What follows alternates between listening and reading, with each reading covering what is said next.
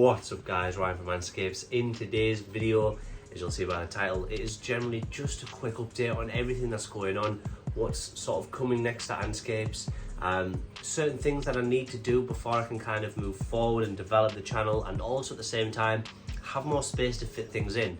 If you can see here, things are pretty limited in terms of space at the moment. So I will be going a little bit into that on this video, and hopefully you guys will be able to see what future plans are coming to AntScapes channel. But I'm actually just really excited to get these things going, because at the same time it is more down to being able to afford to get the space that I need to get, which is basically, long story short, is converting the garage into an actual space or an animal room. This room here that I'm currently standing in has to be made into a room for my daughter, so basically a playroom. So I always said that I only really needed this for 2 years, so I'll be updating you very briefly on the tanks, the setups, what will happen, if I'll keep them or not. And the reason I wanted to run through that with you is because there is certain things that I can't actually keep. But either way, you know, I want to update you, and I will be updating throughout the video anyway on what on every tank or what's to come next. And as always from me, peace and love. I'm out.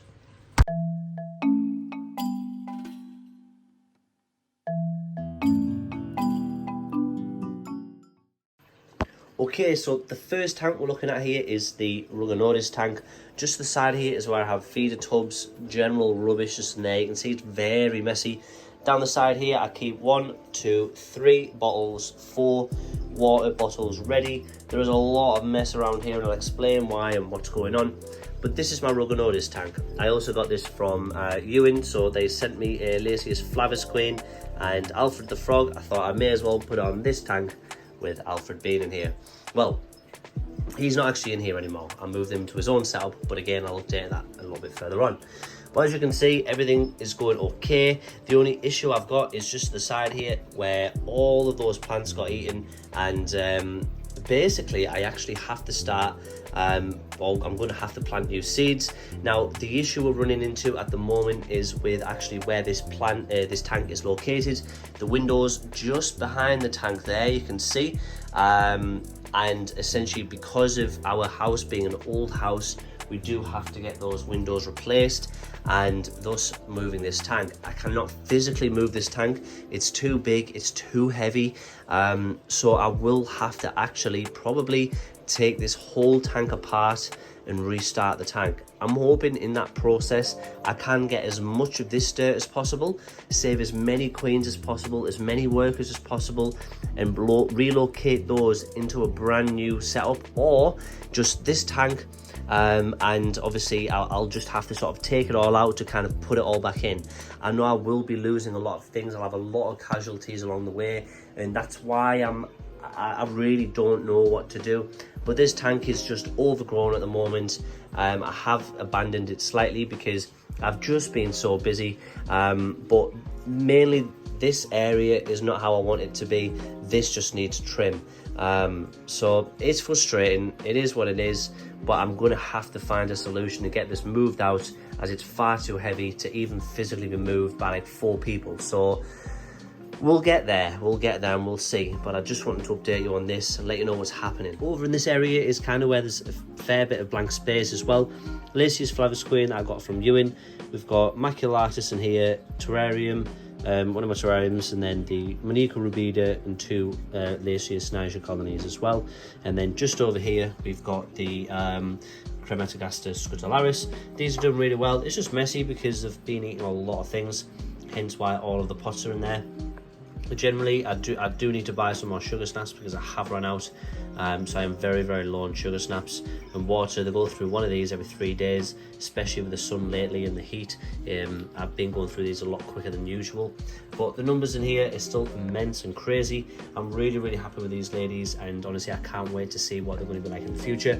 I am going to be getting a satellite outworld kind of thing I'm going to build here, but I'll drill on the side of the glass. This is basically the other tank, which is going to be made into a Crescent Gecko setup. I've finally got all the materials for that one, so I can't wait to get started on that. Just so you can see one of my terrariums as well. See there, all that growth.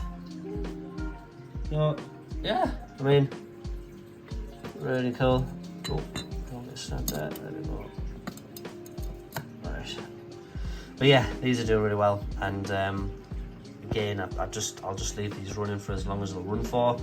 The other one I am going to be using for a founding colony of Mesobarbarus, so I will update this one in a short while, but kind of just for now, this has died, everything else is doing really well. So as you can see from that angle, I apologise for the bad camera skills, but yeah, so that, and then that died, so I can replace that with something else, something small. It was like a small cactus or something.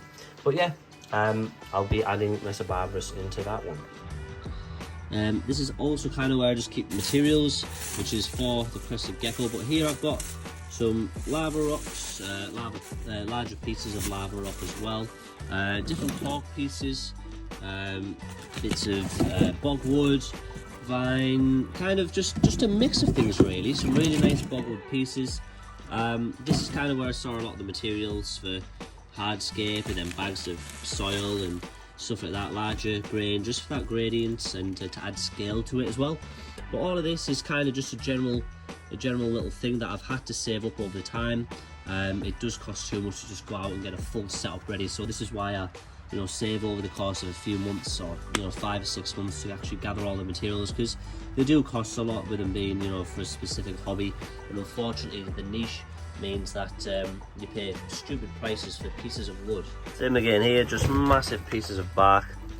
So yeah, these are just huge. So generally I haven't really used these yet. If I do, I'll probably have to smash them up before I use them. And yes, this tank, again, one of my favourite tanks.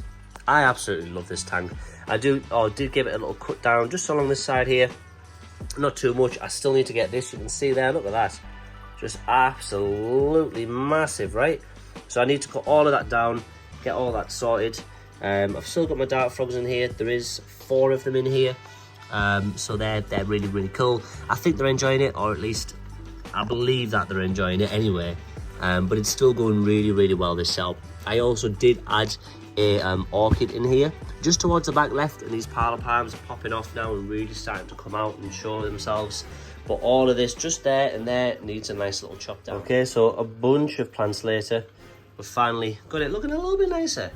Got that up there at the top, cut that down, a few down the bottom end here, on that log just there, and then just along here. Now you can see where that's come away from the wood, so that's purely because those plants had nested in it,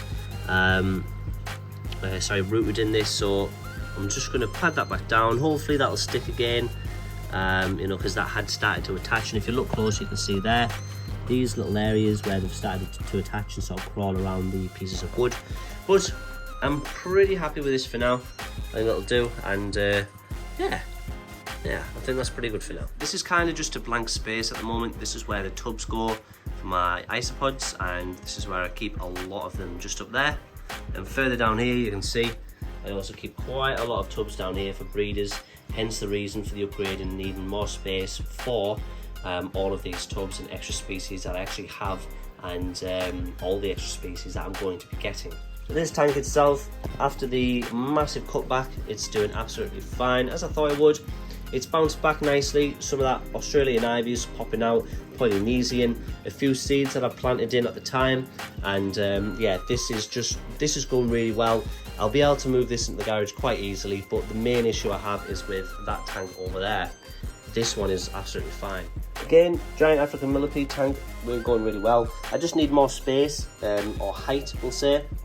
So what I'm going to be doing is I'm going to be expanding this, not the size of it, just the height. So I'm going to be buying corrugated plastic, making a custom lid that comes upwards, so then I can get a few additional branches that are larger than these, and then they can start using them to our advantage, being arboreal, and also at the same time I think I need to plant this a little bit heavier.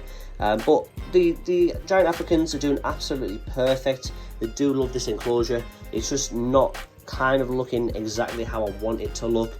It is very messy, it's very scrappy, and that's mainly down to the fact that those parlor palms are kind of overtaking everything, but then they haven't got enough height to physically reach out, so those are starting to lose leaves, you can see. And again, I know that's just because they're pushed against the lid, like those there, that's burnt because it's too hot against the lid where the light is. So these are just minor things that I know I can fix But yeah, I just need to gain more height on this, and I'll be able to get it looking back to how it was. Just inside here is the large herder tank, which I did unfortunately lose certain things. Just ignore these are all the seeds I've got for certain things. Anyway, some antimatters feeders here as well, which I am going to be putting in some of my setups as well. I've already got them in my RUGINODIS tank at the moment, so they're going really well. But this, it's, as you can see, it's still non-existent. So I think these ladies are suffering. I am going to be ordering a new queen. It's because people keep saying I can introduce a new queen and it can get quite successful. So we'll see what happens with that one. Either way, Harpignathos setup has just gone mental, so I need to cut all of this down. As I mentioned, these things do need doing. I've just left it a little bit longer than I'd like, so these things just need sorting out, and that's the same with the wild colony I've got. So this colony here, you can see all of those plants are just going absolutely bonkers. The ants themselves though are doing absolutely fine, and they are thriving in this setup. It's mainly down to the fact that I need to just tidy it up, get it looking a little bit nicer, perhaps add a little bit more moss, and just basically sort it out. But you can see the ants are doing fine in here. They've nested perfectly, and I do see a lot of the workers out hunting and eating and things, so that's always a really good sign. But I'll be updating all the smaller projects further down the line, possibly next week, because those also will be a little bit of time to sort of generally update. But I am really excited to get this garage converted, because I will end up with a lot more space. It also gives me the opportunity to add much larger tanks, another multi-species tank, which is, I'm hoping, like 4 times size of the one I've got now.